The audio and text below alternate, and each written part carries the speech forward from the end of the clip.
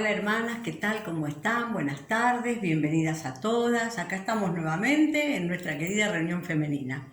Hoy les quiero hacer escuchar un videíto que a mí me encanta. Y después quiero que presten mucha atención, porque van a escuchar y ver una grabación a ver si pueden descubrir la voz de la persona que habla. Bueno, ¿arrancamos? Empezamos primero con el videíto que les prometí.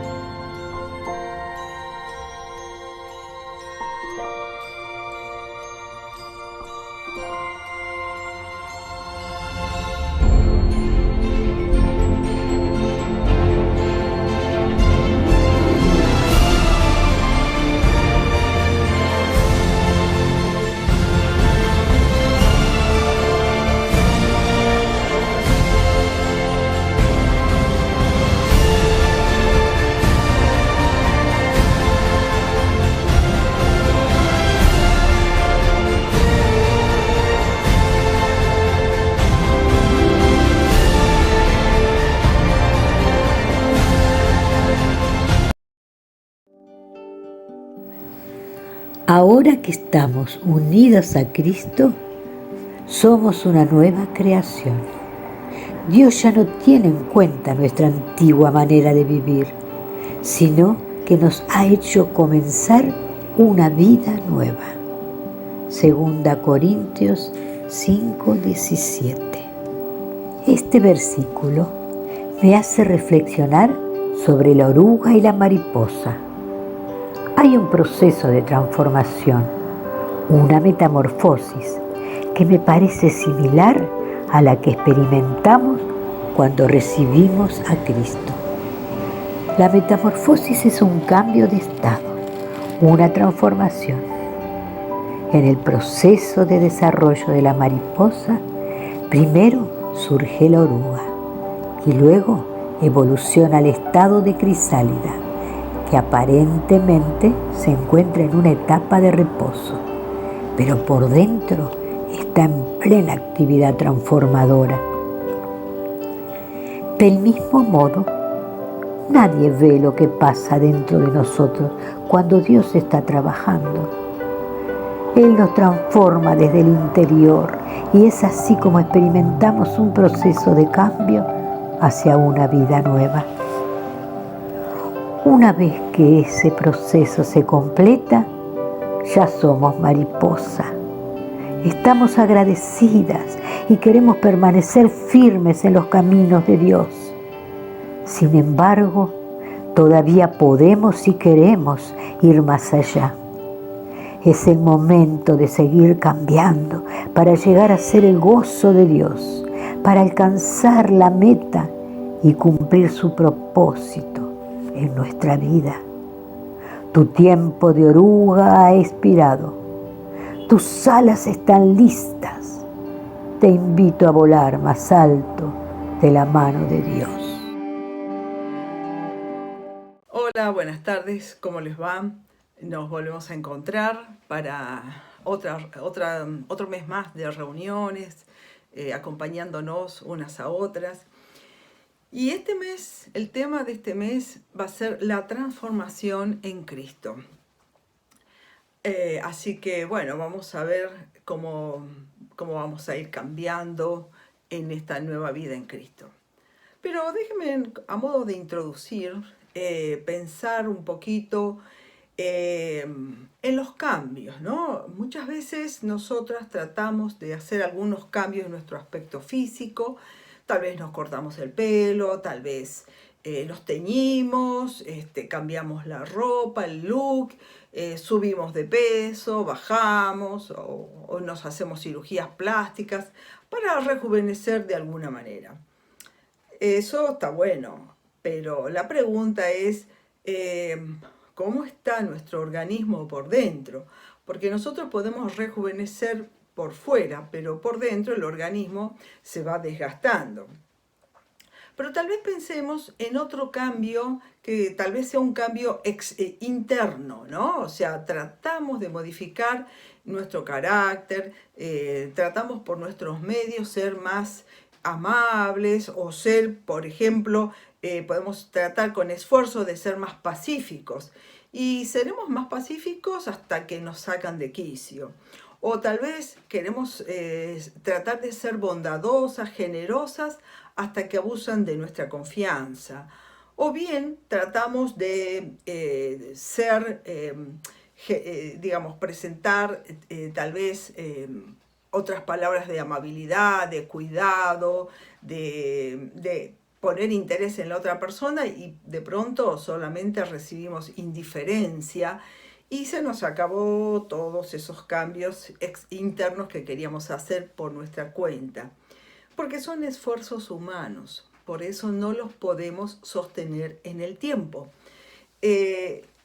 Cuando nosotros emprendemos algo humanamente, no se puede sostener en el tiempo. Para eso necesitamos un cambio de alguien que sí nos va a acompañar todos los días de nuestra vida. Hace un tiempo yo estaba charlando con una persona y habría pasado algún hecho de delito, tal vez que se comentaría en ese momento que esta señora me decía, tanta maldad que hay en la sociedad, tanta maldad que hay en el ser humano. Se debería existir, me decía, otra raza humana con otro ADN que no tenga tanta maldad, porque por donde mires hay maldad. Y yo cuando dijo con otro ADN me quedé pensando, otro ADN, ¿quién nos puede dar otro ADN? Entonces me acordé de la conversación del Señor con Nicodemo. Esto lo encontramos en el Evangelio de Juan, capítulo 3, versículo 3, cuando Jesús le dice a Nicodemo, te aseguro que si una persona no nace de nuevo, no podrá ver el reino. Y Nicodemo se plantea, ¿cómo puede volver a nacer alguien ya siendo viejo? ¿Acaso puede una persona entrar nuevamente al vientre de su madre? Y claro, Nicodemo tiene un pensamiento concreto, ¿no? O sea, vio cómo nacemos los seres humanos. Nacemos de un vientre humano. ¿Cómo volver a nacer? Con la edad que tenemos vamos a entrar nuevamente al vientre de nuestras madres.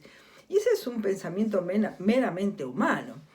Y el Señor le dice, no, dice, te aseguro que si no nacemos de agua y de espíritu, no podremos ver el reino. El Señor no está hablando de un nuevo nacimiento humano. El Señor está hablando de un nacimiento espiritual, de algo que va a trascender lo humano, es espiritual y eterno. Cuando nacemos del vientre de nuestras mamás, tenemos un tiempo de vida y esto es temporal y no hay con qué darle. Entonces, el nacimiento del espíritu es el nacimiento que provoca ese cambio, esa transformación en el ser humano. Ahí es donde yo pensé, bueno, ahí está ese nuevo ADN que necesitamos, esta raza humana, esta raza caída, el nacimiento del Espíritu Santo, esa transformación que solamente Dios lo puede hacer, porque Él nos da de su ADN. Entonces, leamos, por ejemplo, lo que dice el apóstol Pablo en 2 de Corintios 5:17. Lo voy a leer en 3 versiones. De modo que si alguno está en Cristo, nueva criatura es. Las cosas viejas pasaron, he aquí, todas son hechas nuevas. Esa es la versión de Reina Valera. Pero tengo otra versión que por ahí nos clarifica un poquito, es la Nueva Traducción Viviente. Esto significa que todo el que pertenece a Cristo se ha convertido en una nueva persona. La vida antigua ha pasado, una nueva vida ha comenzado. Y tengo una versión más, la traducción al lenguaje actual. Dice, ahora que estamos unidos a Cristo, somos una nueva creación. Dios ya no tiene en cuenta nuestra antigua manera de vivir, sino que nos ha hecho comenzar una nueva vida. De una u otra manera, las 3 versiones nos están indicando que al nacer en Cristo, al tener este nuevo nacimiento que Dios nos da mediante la sangre de Cristo, la muerte de Cristo, Él nos reconcilia y dice, toda nuestra vida anterior ha pasado. Eso ya Dios no lo tiene en cuenta. Entonces Dios va a tomar esta nueva vida que tenemos en Él y la va a ir transformando para que lleguemos a ser como Él quiere que sea. Dios no nos toma en cuenta nuestro pasado. Dice, una nueva vida ha comenzado. O como dice en la otra versión, las cosas viejas pasaron. O bien, como dice en la traducción al lenguaje actual, nos ha hecho comenzar una nueva vida. Y qué lindo que es cuando tenemos la posibilidad de comenzar algo nuevo, ¿no? Cuando decimos borrón y cuenta nueva. Qué bueno, qué saludable es pensar que podemos tener una nueva oportunidad. Y esa nueva oportunidad nos la da Cristo. Ahora, este nuevo nacimiento implica un proceso de transformación, un proceso de cambio, pero no son los cambios que nosotros haríamos humanamente, intencionalmente, sino son los cambios que el Espíritu Santo de Dios va a realizar en nosotros con nuestro permiso, con nuestro aval. Es decir, no nos va a invadir. Nosotros tenemos que poner de nuestra parte la voluntad de ser transformados. Ahora bien, ¿qué dice el diccionario, no? Es bueno ver el diccionario. ¿Qué significa? Dice, la transformación tiene que ver con una modificación, con cambio, tiene que ver con conversión, reforma, reajuste, renovación, evolución, y así hay una serie de sinónimos.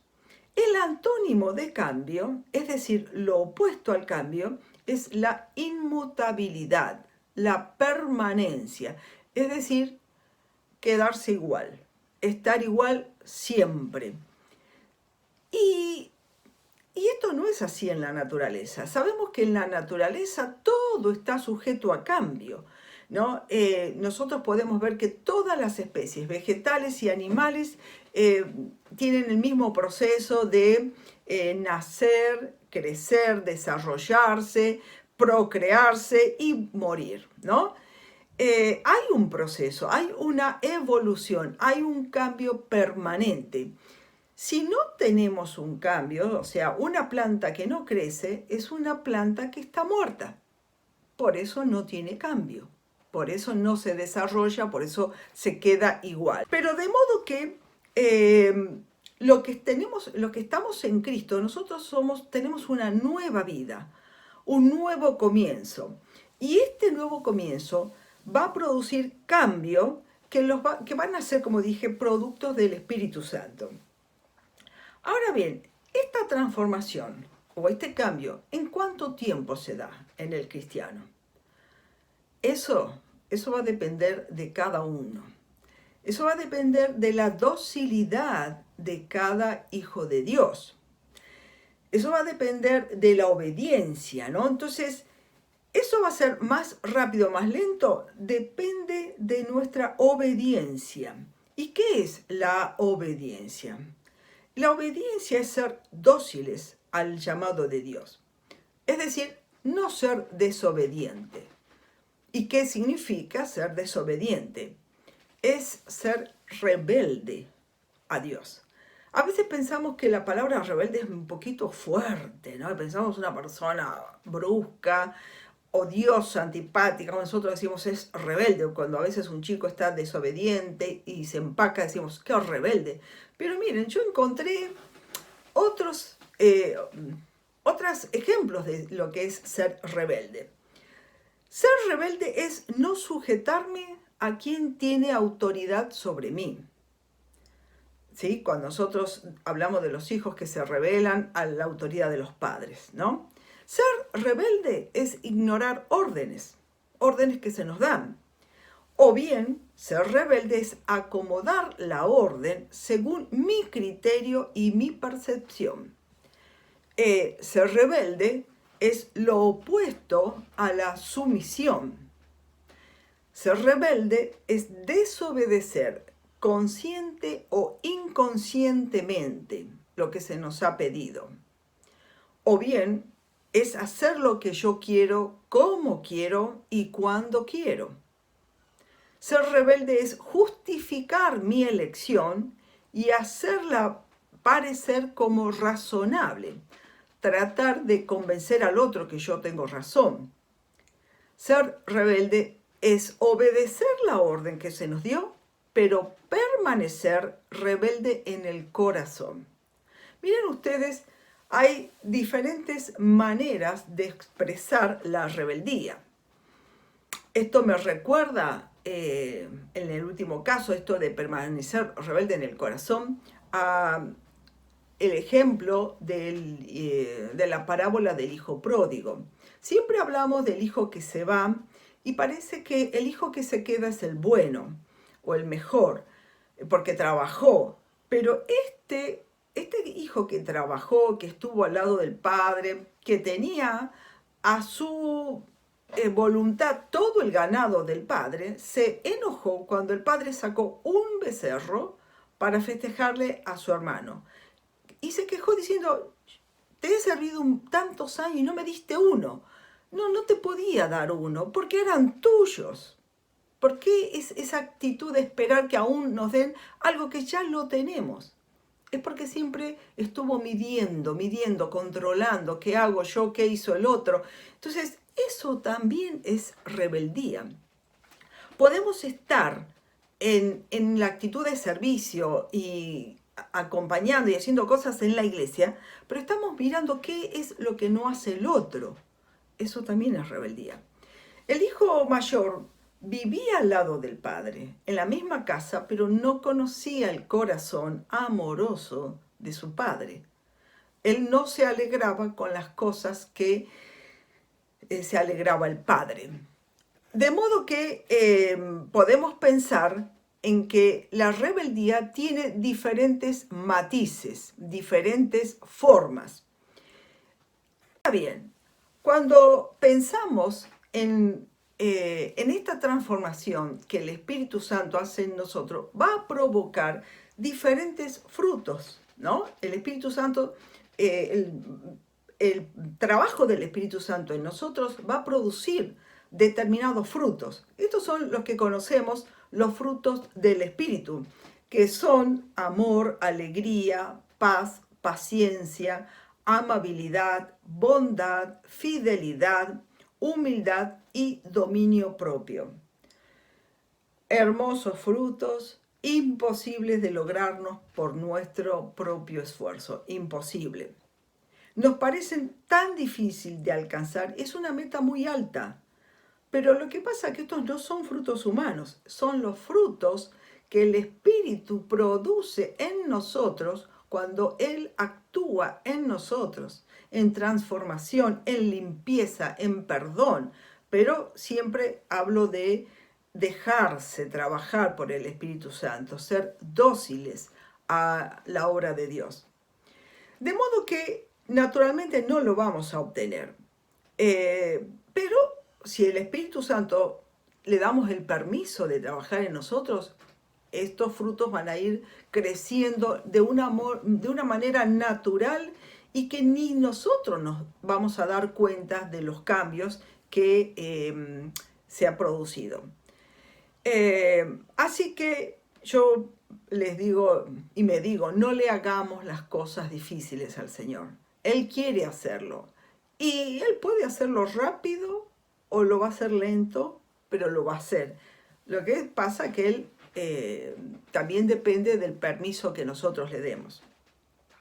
Ahora bien, por otra parte, se nos exhorta en Romanos 12:2, dice, voy a leerlo también en las 3 versiones, no se conformen a este mundo, más bien transfórmense por la renovación de su entendimiento, de modo que comprueben cuál sea la voluntad de Dios, buena, agradable. Eso es la versión de Reina Valera. La otra versión dice, no se amolden a los criterios de este mundo. Al contrario, déjense transformar y renueven su interior de tal manera que sepan lo que Dios quiere, es decir, lo que es bueno, lo que le es grato y lo que es perfecto. Y la otra versión, la traducción al lenguaje actual dice, y no vivan ya como vive todo el mundo. Al contrario, cambien de manera de ser y de pensar. Así podrán saber qué es lo que Dios quiere, es decir, todo lo que es bueno, agradable y perfecto. Entonces, en las versiones que estamos leyendo se nos exhorta a no sujetarnos, no amoldarnos, no estar de acuerdo con todo lo que esta sociedad nos dice, no amoldarnos, no conformarnos, no tomar la forma, ¿no?, de este mundo. Cuando habla de este mundo, habla de nuestra sociedad con sus valores que se van distorsionando día a día y de pronto se aprueban normas y leyes que van exactamente contrario a los parámetros que Dios nos ha dado. Él dice acá, déjense transformar. Vieron que hay una parte de nosotros que Dios necesita que hagamos, ¿no?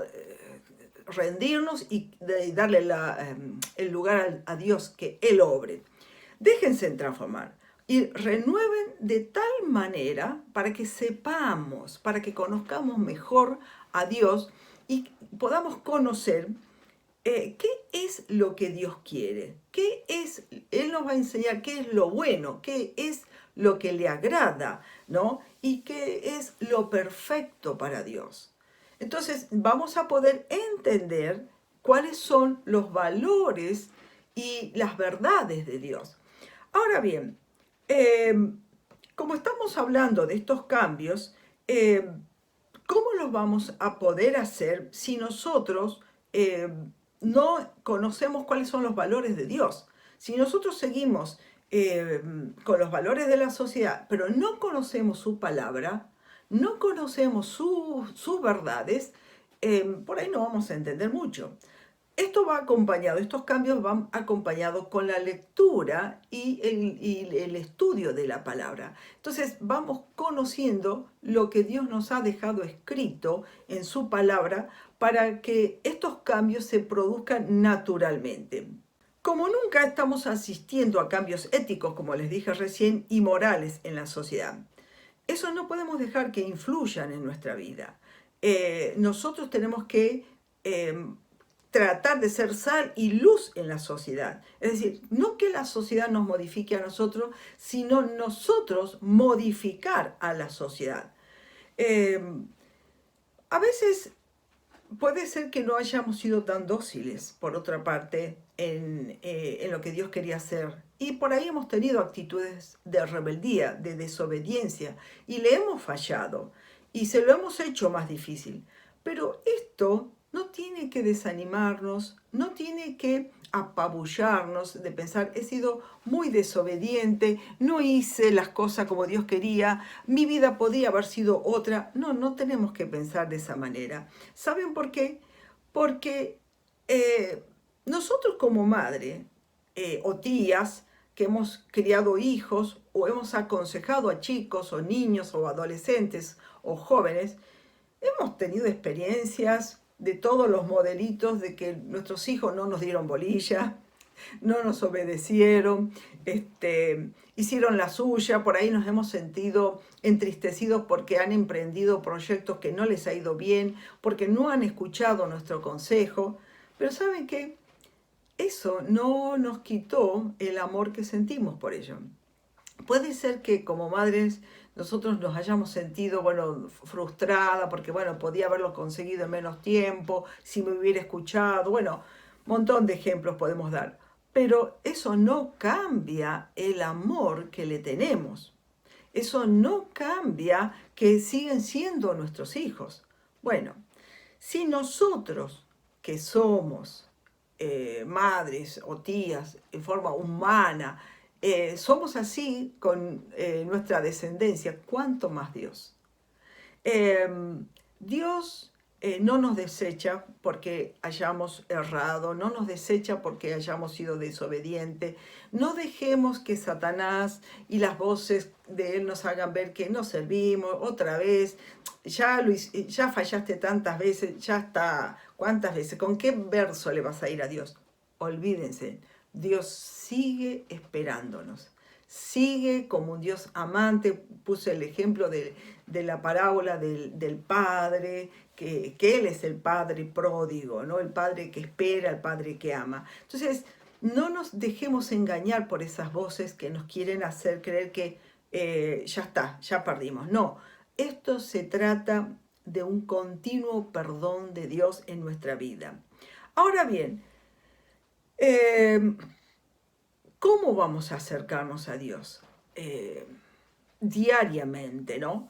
Hay una actitud que debemos tener, que es la actitud de un corazón humillado, un corazón que quiere restablecer la comunión con Dios.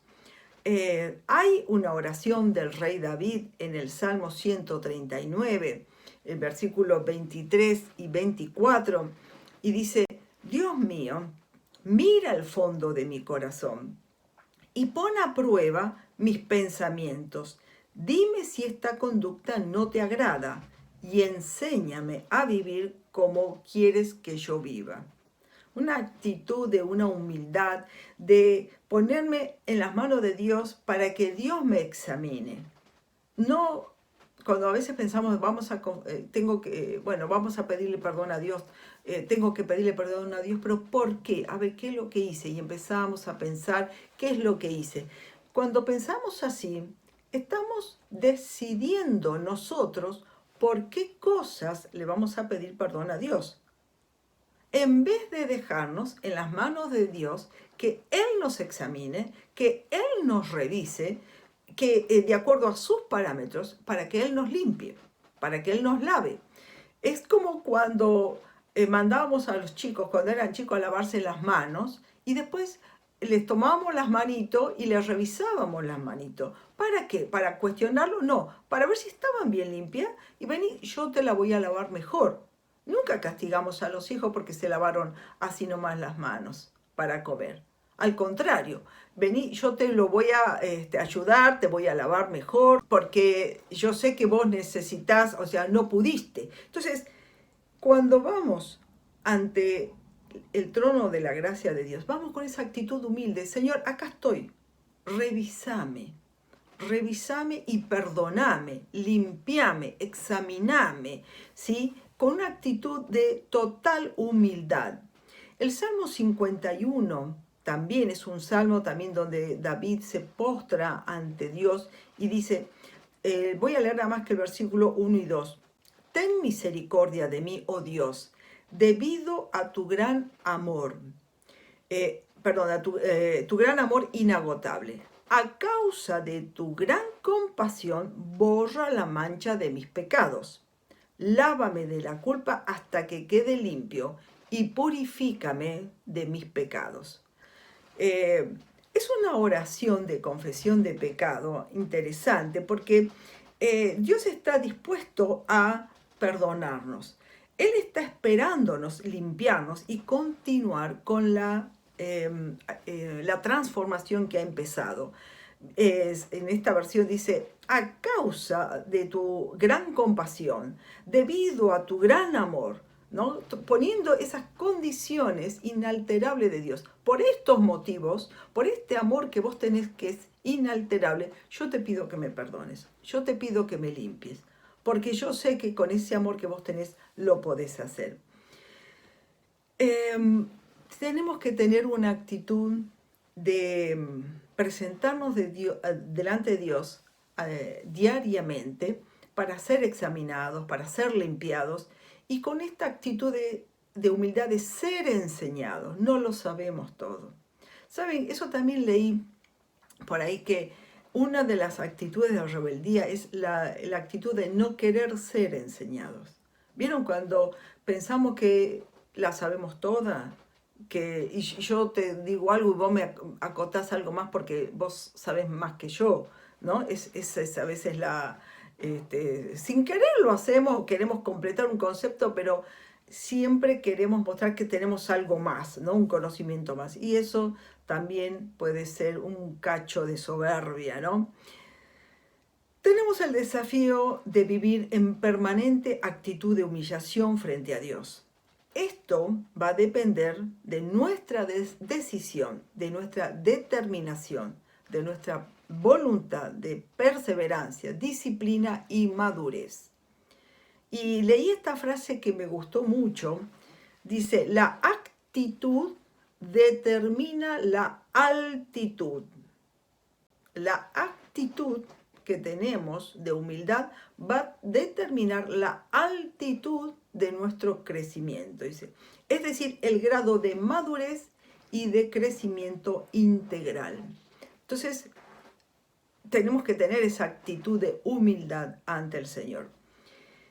El concepto espiritual es que le permitamos a Dios construir los fundamentos en nuestra vida para tener un estilo de vida de permanente avivamiento personal, acompañado siempre de frutos y conductas que trasciendan a otros y que glorifiquen a Dios. Interesante, ¿no? O sea, esta tiene que ser la actitud del cristiano. Para terminar, quiero animarles con un versículo muy conocido que nos anima tanto, con tantas esperanzas, a pesar nuestro, ¿no? En Filipenses capítulo 1, 6 dice, Dios empezó el buen trabajo en ustedes y estoy seguro de que lo irá perfeccionando hasta el día en que Jesús... Esto está en Filipenses, Pablo está hablándole con una absoluta convicción de que Dios empezó una obra y Él la va a terminar porque Él se ha propuesto terminar esa obra en nosotros. No importa las veces que fallemos, no importa, por ahí nos olvidamos del Señor. Él está atento a nosotros. De modo que te animo a seguir en este constante actitud de humildad ante el Señor y dejar que Dios obre y transforme. Dios está interesado en completar la obra que Jesús comenzó en nosotros. Es un proceso, no es un evento. El proceso implica tiempo. Mientras vivamos, nuestra vida es de crecimiento, nuestra vida es de transformación. Así que te animo a confiar y tener esta actitud de humildad ante Dios y ser fácilmente transformable por Dios. Que Dios les bendiga.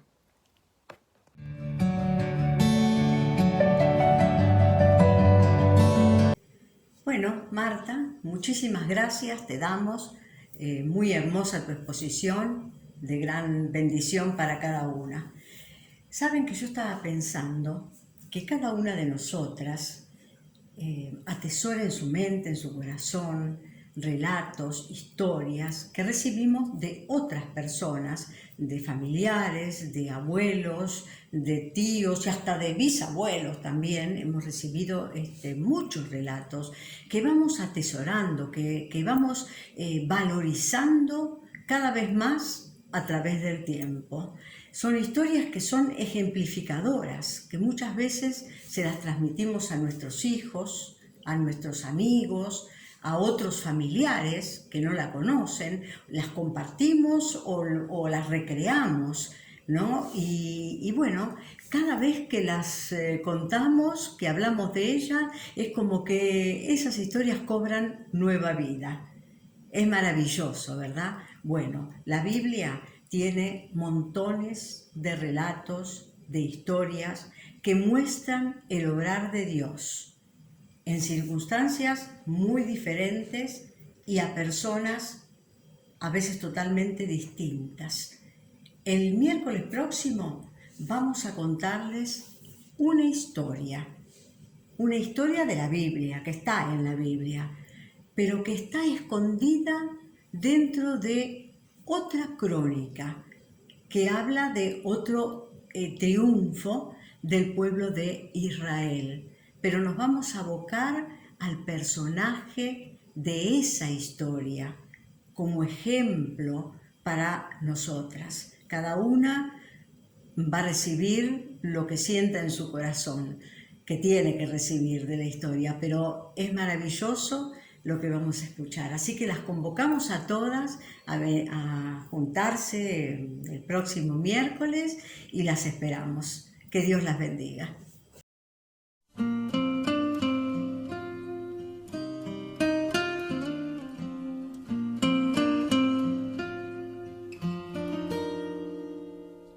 Aquel quien la buena obra empezó, aquel quien la buena obra empezó, será fiel en completarla. Él es fiel en completarla. El que la comenzó será fiel en completarla en ti.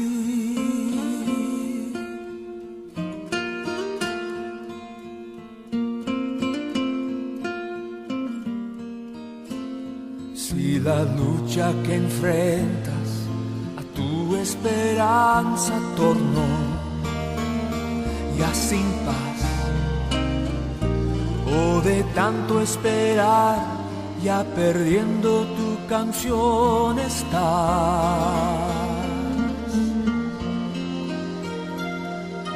puedes creer que su mano está en ti, seguro estás, nunca te ha de abandonar, eres su gozo y su gran tesoro aquí.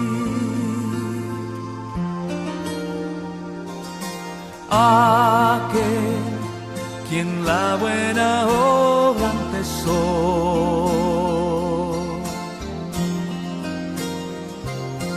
aquel la buena obra empezó,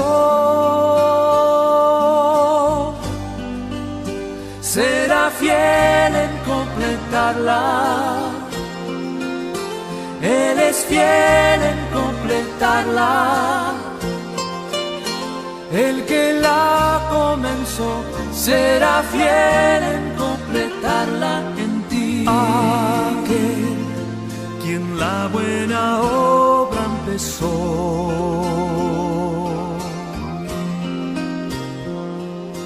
Aquel quien la buena obra empezó será fiel en completarla. Él es fiel en completarla. El que la comenzó será fiel en completarla en ti.